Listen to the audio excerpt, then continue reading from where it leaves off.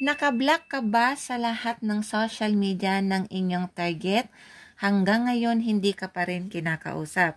Pwede rin po ito kahit kanino, halimbawa binla ka ng kapatid mo o ng kaibigan mo, ng nanay mo na gusto mo siyang makausap. Hindi lang ito para sa magkarelasyon. Pwede ito kahit kanino na binla ka na gustong gusto mong makausap. Ang gagawin mo mga kaswerte, kahit anong araw at oras pwede mo itong gawin.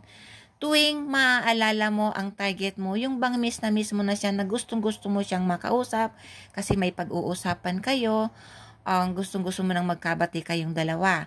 Ang gagawin nyo po, tuwing mararamdaman mo na yung pagnanais mo na gustong gusto mo siyang makausap, isipin mo lang yung mukha niya, tapos sambitin mo ang orasyon na ito. So, sinulat ko na po kung paano basahin ang orasyon.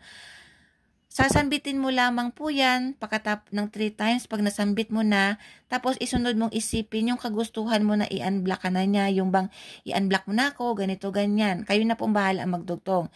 Gagawin mo lang ito paulit-ulit tuwing naaalam mo ang target mo na gustong-gusto mo nang i-unblock ka. Sasambitin mo lang, i-memorize nyo po mga kaswerte para madali nyo pong magawa ito.